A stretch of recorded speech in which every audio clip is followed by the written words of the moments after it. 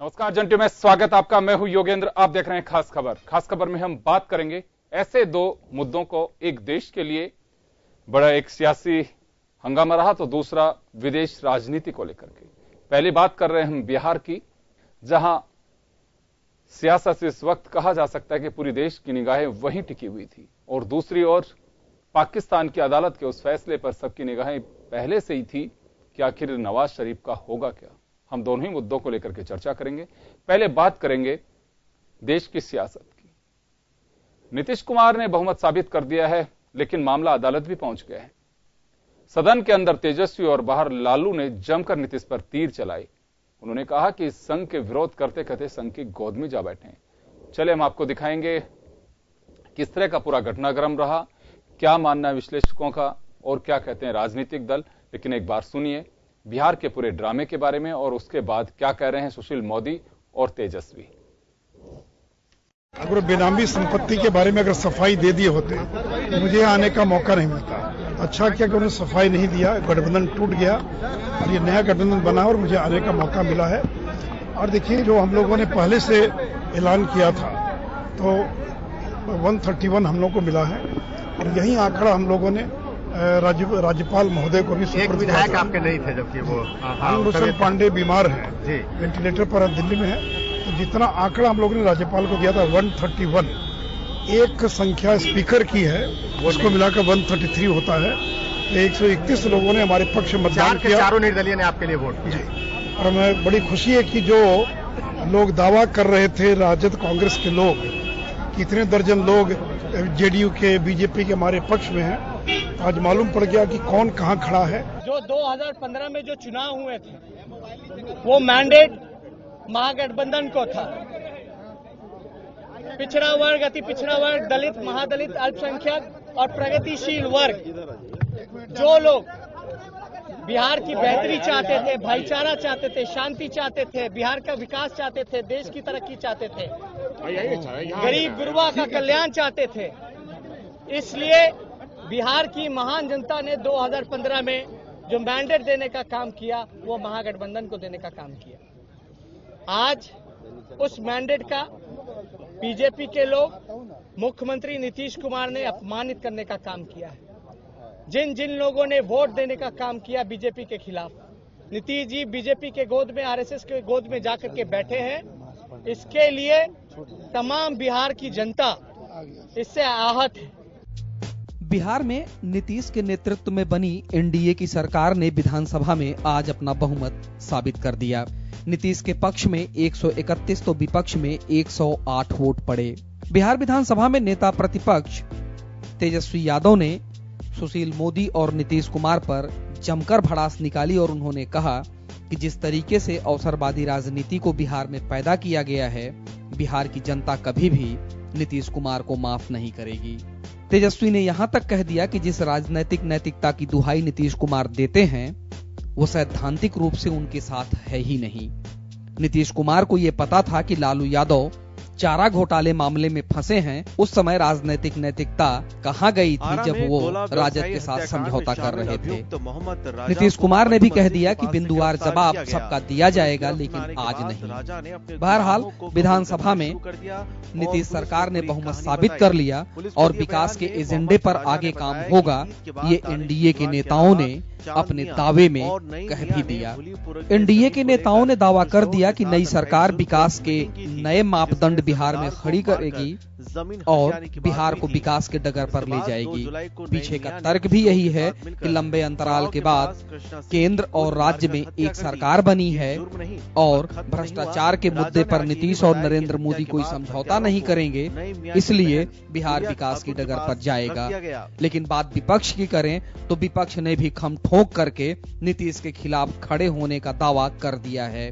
राजद और कांग्रेस ने साफ तौर पर कह दिया कि वो इस बात को लेकर जनता के बीच जाएंगे और असली मालिक जनता है, नीतीश को जनता ही जवाब देगी।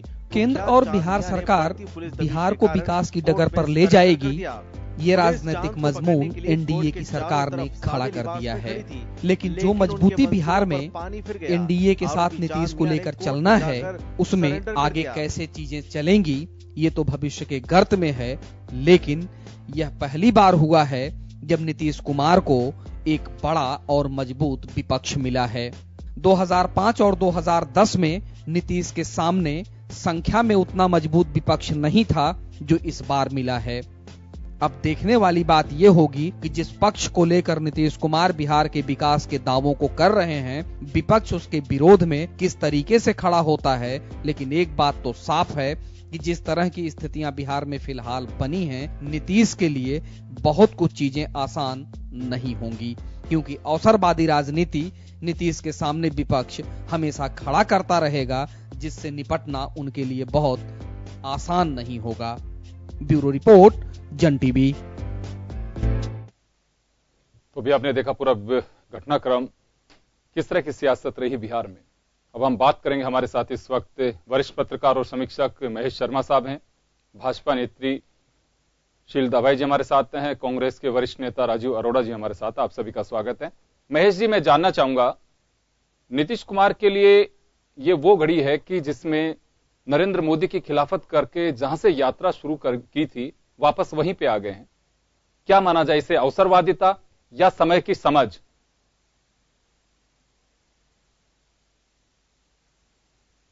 जी महेश जी। का है कि इसे क्या कहा जाए, तो राजनीति में कब क्या समीकरण हो जाता है, कौन मित्र बन जाता है, कौन शत्रु बन जाता है।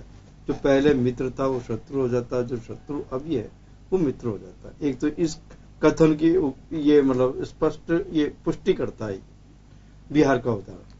सबसे बड़ी बात यह कि अगर जनता के विश्वास का ध्यान में रखते हुए अगर करें, तो जो चुनाव में जिससे राजद और जदयू मौजूदा सरकार मोदी के खिलाफ जो मैंडेट लेने गई थी, उसके आधार पर ये इन्होंने चुनाव सरकार का गठन किया। तो कई अगर यूं देखा जाए तो ये अवसरवादी है। लेकिन दूसरी जगह अगर ये मान के चलें कि अगर जिस तरह से जो लालू परिवार के एक परिवारवाद की बात करें, तो उस दृष्टि से सोचें, और एक जो उसमें जो जिस तरह के भ्रष्टाचार के आरोप लग रहे थे और जिस तरह की बेनामी संपत्तियों का उजागर और ईडी वगैरह जो जांच कर रही थी, मनी लॉन्ड्रिंग के मामले थे, तो इन बात को लेकर के भी एक इस दृष्टि से सोचा जाए तो मौजूदा राजनीतिक परिस्थितियां जो थी वो सत्तारूढ़ दल से केंद्र की सत्तारूढ़ दल से हाथ मिलाने वाली बात थी। तो ये बात कह सकते हैं कि अवसरवादिता तो है, लेकिन वहां कहीं न कहीं भ्रष्टाचार का एक मुद्दा भी उन्होंने जिस आधार पे ये गठबंधन पहले वाला टूटा, वो इसका है कि भ्रष्टाचार इसका आधार बना। जी, तो चलिए ये तय माना जा सकता है कि राजनीति में कोई किसी का भी स्थायी दोस्त और विरोधी नहीं है, दोस्त और विरोधी नहीं है। ये नीतीश के इस कदम ने साफ जाहिर कर दिया है। चलिए राजीव जी हमारे साथ हैं। राजीव जी, आप लोगों को एक बड़ी अपॉर्चुनिटी मिली थी वहां पे महागठबंधन, अभी भी सोनिया गांधी ने कोशिश की, राहुल गांधी ने प्रयास किए कि नीतीश और लालू के बीच वापस से संबंध बने। क्या माना जाए इसे? गठबंधन के कायदे से तो आपकी लीडरशिप में एक पहल की जा रही थी, लेकिन मुझे लगता है कि बड़ा झटका इस विपक्ष की जो पहल है उसको। देखिए योगेंद्र जी, ये अभी बात हुई थी, महेश जी कह रहे थे कि राजद और जनता दल यूनाइटेड ने मिलकर चुनाव लड़ा और बहुमत मिला। तो ये महागठबंधन तीनों पार्टी का था, राजद का, जदयू का और कांग्रेस पार्टी का। वहां की जनता ने चुनाव के अंदर केंद्र में नरेंद्र मोदी जी की सरकार या भारतीय जनता पार्टी का बिहार में जो भी संगठन था उसके खिलाफ मत डाले थे। जनता ने आपको मैंडेट दिया था उन भावनाओं पे, उन आकांक्षाओं को पूरा करना। अब जहां बात आती है कि no tolerance to corruption, Nitish Kumar और लालू यादव एक दूसरे को पिछले 30-40 वर्षों से जानते हैं। नीतीश कुमार क्या करते हैं, लालू यादव क्या करते हैं, दोनों को पहले से मालूम था। उसके बाद में उन्होंने गठबंधन करा और जनता ने उनका साथ दिया। सबसे महत्वपूर्ण बात यह थी कि अगर नीतीश कुमार सिद्धांत पे चलने वाले राजनेता होते और अगर उनको इस बात पे अगर शिकायत थी कि जिस तरह से तेजस्वी यादव के ऊपर आरोप लगे, उनकी कॉन्शियस कहती थी कि उनको मुख्यमंत्री नहीं रहना चाहिए ऐसी सरकार में, तो या तो वो मुख्यमंत्री पद से त्याग पत्र देते और कहते कि आप किसी अन्य को नेता बनाओ, उनके नेतृत्व के अंदर यहां पे हम सरकार चलाएंगे, क्योंकि चुनाव में जनता दल यू के साथ साथ आरजेडी को और कांग्रेस को भी सरकार चलाने के लिए बहुमत मिला था। क्या दूसरी परिस्थिति यह होनी चाहिए थी, सबसे बड़ा दल राष्ट्रीय जनता दल है, वो कहते कि राष्ट्रीय जनता दल सबसे बड़ा घटक है, वो सरकार चलाए, हम सरकार में शामिल रहेंगे। तीसरी स्थिति यह होनी चाहिए थी कि वो बोलते कि नहीं, मेरे को समझौता नहीं करना, और जैसे मैंने कहा था कि मैं सेक्युलर फोर्सेस के साथ रहना चाहता हूं, चाहे मिट्टी में मिट जाऊंगा, भारतीय जनता पार्टी के संग में सरकार नहीं बनाऊंगा, तो कहना चाहिए था कि हम त्यागपत्र दे रहे हैं और मैं विपक्ष में बैठ के काम करूंगा, क्योंकि सरकार चलाने का मैंडेट उनको अकेले को नहीं मिला, नीतीश कुमार को। यह मैंडेट मिला था लालू यादव को, कांग्रेस पार्टी को, नीतीश कुमार को, तीनों को मिलकर जनता के संग धोखा करके अगर आपने जिनके खिलाफ चुनाव लड़ा उनके साथ अगर मिलकर आप सरकार बनाते हो तो ये घोर अवसरवादिता कहलाएगी। और निश्चित रूप से नीतीश कुमार की जो एक छवि पूरे देश के अंदर एक ईमानदार, एक अच्छी गवर्नेंस वाले शासक के रूप में, एक प्रशासक के रूप में, एक राजनेता के रूप में बन रही थी, उसके ऊपर प्रश्न चिन्ह लगा है। इसे साफ मालूम पड़ गया उनके लिए मुख्यमंत्री बनना और अवसरवादिता प्रथम है, नहीं तो किसी भी हालत में समझौता नहीं करके उनको पार्टी छोड़ के विपक्ष में बैठना चाहिए था। चलिए, तो कांग्रेस का साफ कहना है, वही भाषा राष्ट्रीय जनता दल बोल रहा है कि नीतीश के पास में ऑप्शंस खूब थे। इलेक्शन से पहले जो नीतीश कुमार चाहे डीएनए को लेकर के बात की हो या फिर बिहार के पैकेज की जो बोली थी उसे बिहार की बोली बताया गया हो, नरेंद्र मोदी चुनाव से ठीक पहले बिहार के लोगों को जो पैकेज दे रहे थे, उन तमाम बातों को लेकर के इस वक्त निशाने पर हैं नीतीश कुमार और बीजेपी। बीजेपी निशाने पे इस मायने में बहुत ज्यादा नहीं है कि बीजेपी का मकसद था उसमें वो कामयाब हुई है। पूरी पिक्चर में हम देखें तो कहीं ना कहीं बीजेपी इसमें फायदे में होती नजर आ रही है। चलिए, शील जी हमारे साथ में हैं। शील भाई जी, मैं जानना चाहूंगा कि नीतीश कुमार का अचानक हृदय परिवर्तन, राजनीति में ऐसे घटनाक्रम बहुत बार आते हैं, लेकिन एक अवसरवादिता की दृष्टि से इसे देखा जा रहा है। लोग यह भी कह रहे हैं कि ऐसा क्या किया कि नीतीश का डीएनए बिल्कुल साफ हो गया। नरेंद्र मोदी ने आरोप लगाए थे उस वक्त कि राजनीति में उनके डीएनए में ही खोट है, तो अब क्या हुआ है, अचानक ये सारी चीजें दुरुस्त कैसे हो गई? देखिए, जैसे कि बिहार की जनता जानती है, पूरा देश जानता है कि वो किस प्रकार के स्वच्छ छवि के व्यक्ति हैं, और वो पहले भी 5 बार मुख्यमंत्री रह चुके हैं। और एक बात बीजेपी को भी मालूम था इस बात का, बीजेपी को मालूम था। चुनाव 2015 में जब हुए थे उस वक्त बीजेपी को इस बात का एहसास था कि नीतीश कुमार किस छवि के व्यक्ति हैं। देखिए, बिल्कुल पता था, लेकिन जो सांप्रदायिक ये जो तीनों जो गठबंधन हुआ, इन सब का अपने अपने निहित स्वार्थ थे, और इनका ये दावा, ये इनकी घोषणा कर रखी थी इन्होंने, ये एकजुटता इस बात पर थे कि हमें जो सांप्रदायिक ताकतें हैं उनके खिलाफ लड़ना है। इसमें इनके निजी हित थे, और ये आगे से चल के नीतीश कुमार आगे से चल के इनके पास नहीं गए थे।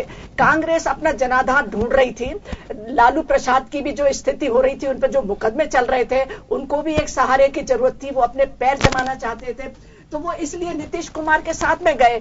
और पिछले दिनों जिस तरह से उनका लालू प्रसाद यादव का दबाव हो रहा था, जिस तरह से उनके परिवार पर भ्रष्टाचार के आरोप लग रहे थे, तेजस्वी पे आरोप लग रहे थे, तो ऐसी स्थिति में उनको अधिक समय तक झेलना नीतीश कुमार के लिए बहुत ही असंभव हो गया था। वो बहुत असहज महसूस कर रहे थे, और उनकी ये धारणा भी दूर हो गई कि वो सोचते थे कि नरेंद्र मोदी और बीजेपी सांप्रदायिक है। लेकिन जिस प्रकार से नरेंद्र मोदी की सरकार काम कर रही है, हर वर्ग के लिए मुस्लिम, आप यूपी का उदाहरण देख लीजिए कि यूपी में मुसलमानों ने भी दिए, पिछड़े वर्ग ने भी दिए, हर समाज, हर वर्ग से उनको जिस प्रकार से वोट मिले, तो ये स्पष्ट छवि साफ हो चुकी थी कि भारतीय जनता पार्टी पर जो इस तरह पे आरोप लगाते हैं ये सब अनर्गल है। और उन्होंने ये अंतरात्मा की आवाज पर जनता के भलाई के लिए, बिहार के विकास के लिए जो ये कदम लिया, ये इसमें बहुत सोच समझ के कदम लिया है उन्होंने। अच्छा कदम कहा जा सकता है, ये घर वापसी कही जा सकती है नीतीश कुमार की, चले हृदय परिवर्तन कहा जा सकता है, लेकिन यह एक सवाल है कि बिल्कुल बिल्कुल एक भ्रष्टाचार के खिलाफ, उन्होंने भ्रष्टाचार के खिलाफ ये कदम लिया है, और बिहार की जनता के विकास के और हित के लिए ये कदम लिया है, और ये एक बहुत ही सराहनीय कदम है, और इसके इम्पैक्ट आने वाले समय में बिहार की जनता देखेगी। चलिए महेश जी, मैं आपसे मुखातिब हुआ। यहाँ पे बीजेपी साहब कह रही है कि नीतीश देश में हो रहे विकास को लेकर के उन्होंने अपना ये फैसला लिया है। नीतीश कुमार को मालूम था इस बात का कि लालू यादव पे आरोप नए नहीं है, इससे पहले भी हैं, उन्हें सजा भी मुकर्रर हो चुकी है। तो अचानक इस तरह से लालू को कोर्ट करना, ये समीक्षकों की नजर में थोड़ा सा अवसरवादिता की ओर लेकर के जाता। और दूसरा भी, जैसे शील दाबाई जी कह रही थी कि उस वक्त लालू यादव की नीतीश कुमार को आवश्यकता थी। मुझे लगता है कि आवश्यकता एक दूसरे का पूरा एक संगम बना हुआ है। 2015 से के वक्त जब गठबंधन किया, उस वक्त नीतीश और लालू को एक दूसरे की आवश्यकता थी। लालू को भी अपनी राजनीति में वापसी में मजबूती के साथ पांव जमाना था। सीधे लगातार नरेंद्र मोदी से वो लोहा ले रहे थे। उधर नीतीश कुमार को एनडीए से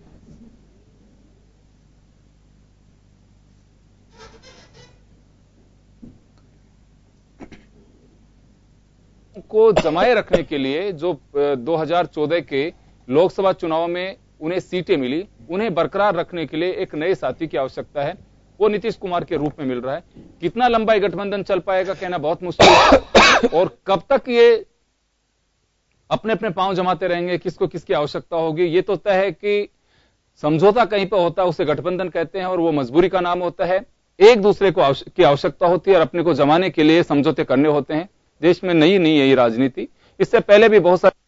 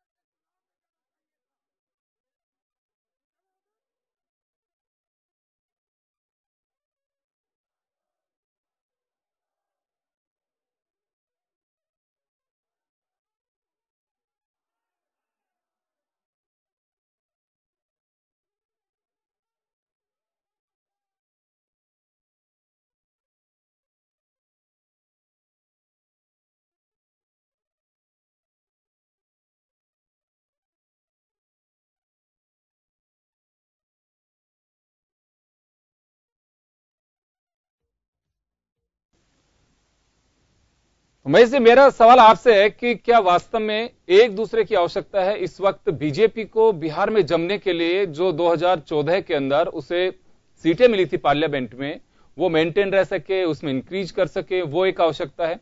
दूसरी, उस वक्त जब एनडीए छोड़े थे तो नीतीश को आवश्यकता लालू की थी, लालू को नीतीश की आवश्यकता थी। ये आवश्यकताओं का गठबंधन रहा। जी बिल्कुल सही है। इस मामले में मौजूदा उस समय क्या जो उस समय की तात्कालिक की जो परिस्थितियां बनी थी, उस दौरान की बात अलग, सब अपना अपना वजूद ढूंढ रहे थे। खास करके उस समय मोदी एक चेहरे के रूप में पूरे देश भर में उनका मतलब काफी जो ऑरा जो है काफी उस समय प्रगाढ़ हो रहा था। तो निश्चित रूप से ये मान के चलिए कि उससे बचाने के लिए अपने आप को एक नया प्रयोग करने के बतौर पे कि महागठबंधन एक गठित किया जाए, जिससे कि मतलब ये बीजेपी का मुकाबला किया जा सके। बीजेपी को फायदा इस बात का हुआ कि वो जो एक नारा लगा रही थी कि कांग्रेस मुक्त भारत का, तो उसने कांग्रेस मुक्त भारत के सिलसिले में ये प्रयोग किया है। क्योंकि इस समय गठबंधन के मामले में फिर चूंकि राजद और जदयू और कांग्रेस तीनों ने मिला के जो वहां जो सरकार बनाई और कांग्रेस को एक तो बड़े राज्य में सत्ता में भागीदारी का एक अवसर भी मिला था। कांग्रेस को एक बड़े राज्य में सत्ता की भागीदारी का एक अवसर मिला था ये। हाँ, ये बिल्कुल है। अब दूसरा एक ही है, इससे एक तीर का तो ये निशान हो गया, कांग्रेस को मुक्त कर दिया, सत्ता से निकाल दिया, मतलब बिहार में। दूसरा एक बात ये हुआ है कि जो भाजपा के विरुद्ध 2018 और 19 के अंदर जो होने वाले जहां चुनाव है उनके खिलाफ जो एक महागठबंधन की एक योजना बन रही थी उस पर प्रहार भी हो गया। उसमें ये जो नीतीश का मतलब क्या कहते हैं पाला बदलने से ये स्थितियां दूसरी दुरू हो गई है। अब रहा सवाल कि नीतीश ने किन परिस्थितियों की वजह से ऐसा कुछ किया, तो इसमें एक ये सबसे बड़ी बात ये है कि वो जब से सरकार बनी थी उसके बाद में स्वयं नीतीश कई बार अपनी जो मौजूदा स्थितियां थी उससे मतलब असहज महसूस कर रहे थे। खासकर वो तेजस्वी यादव और उनके दूसरे जो बेटे हैं लालू के, उन दोनों को उप मुख्यमंत्री बना करके तो उनके कई ऐसी जो चीजें हो रही थी वो मतलब गठबंधन की मर्यादा में और उनको निवाह की वजह से वो पूरा नहीं कर पा रहे थे। ऐसा एक छोटा सा सवाल है महेश जी, छोटा सा सवाल है इत्तेफाक से महेश जी, एक छोटा सा सवाल है मेरा आपसे। यहाँ क्या लगता है परिस्थितियों को देखते हुए इस गठबंधन को रोका जा सकता था? एक ये जो स्थितियां बनी है, गठबंधन टूटने की जो स्थिति थी उसे टाला जा सकता था अगर लालू यादव स्थिति पुत्र में नहीं होते, अगर तेजस्वी का इस्तीफा करा देते, या मैच फिक्स था कि अगर तेजस्वी का इस्तीफा भी हो जाता तो भी गठबंधन टूटना तय था। हाँ, ये बिल्कुल सही था क्योंकि वो कार्रवाई करते राजद अपना पैतरा फेंकता, ये इस्तीफा नहीं देते। और उन्होंने इसका संकेत भी दिया था जिस समय मतलब क्या कहते हैं नीतीश कुमार ने इस्तीफा देने की बात, जब राज्यपाल को इस्तीफा सोचा उससे पहले उन्होंने कहा था कि इस्तीफे के लिए मेरे से नहीं कहा और इस्तीफा तेजस्वी क्यों थे, ये सवाल लालू जी ने उठाया था। तो ऐसी स्थितियों में मतलब यह है कि उन्होंने बेहतर समझा कि मैं इस्तीफा दे देता हूं, सरकार चली जाए तो कोई बात नहीं। और दूसरा एक ये संभावना ये भी थी अगर गठबंधन इस पुराने गठबंधन को बरकरार रखा जाता तो उस समय स्थिति ये होती थी कि यहाँ आप दोनों जो तीनों गठबंधन के जो सदस्य थे वो आपस में बैठ करके विचार विमर्श करते, वहां मतलब क्या कहते हैं अपना इस्तीफा देते। इस्तीफा देने के अलावा तो परिस्थितियां साफ लगती हैं कि नीतीश कुमार पहले से तय कर बैठे थे कि उन्हें बीजेपी के साथ में जाना है, क्योंकि जो कहा जाता है कि जब असहजता का तो उन्होंने बताया था पहले जी, जब उन्होंने असहजता की बात कही थी कि मैं पुराने गठबंधन में सहज था और यहाँ असहज महसूस कर रहा हूं, तो उस दौरान उससे पहले भी और भी कुछ स्टेप बाय, ये आज का एक तत्काल नहीं हुआ, इसकी पृष्ठभूमि तो बहुत पहले से लिखी हुई थी। तो अगर तेजस्वी तो लगता है आपको कि तेजस्वी अगर इस्तीफा दे भी देते तो गठबंधन तो टूटना तय था ना? ये बिल्कुल था, ये वो उसका कारण ये था कि दो बड़े इश्यू हो गए थे। एक तो नोटबंदी पर समर्थन करना, जबकि ये तमाम विपक्ष के जो लोग बाग थे जो नोटबंदी के केंद्र सरकार के नोटबंदी के और दूसरा कोविंद का समर्थन, जब पूरा प्रतिपक्ष घेरने की कोशिश कर रहा था राष्ट्रपति चुनाव में, तो उस वक्त तो कोविंद का साथ पहले देने का ऐलान कर चुके थे। तो इससे संकेत है कि नीतीश जा सकते हैं। हाँ, ये वाला भी एक स्टेप ऐसा था। बिल्कुल। राजू जी यही सवाल मेरा आपसे होगा। तीसरी एक चीज हो गई। हाँ जी, अब तीसरी संभावना ये है कि जब अब मौजूदा जो स्थितियां बनी है तो इसमें जो उपराष्ट्रपति का जो एनडीए का जो प्रत्याशी है तो उसके भी अब जीतने की ज्यादा प्रबल संभावनाएं हो गई है। चलिए राजू जी, एक सवाल मेरा आपसे है कि सोनिया गांधी, राहुल गांधी लगातार कोशिशें कर रहे थे कि गठबंधन बना रहे, नीतीश को बुला के समझाया भी गया था। क्या ये पहल की गई नीतीश से कि तेजस्वी का अगर रिजाइन करा भी दिया जाता है तो क्या बरकरार रहेगा, या फिर पहल इस वजह से नहीं की गई कि पहले से स्क्रिप्ट तय हो चुकी थी कि नीतीश को जाना ही है तो कोशिशें क्यों की जाए?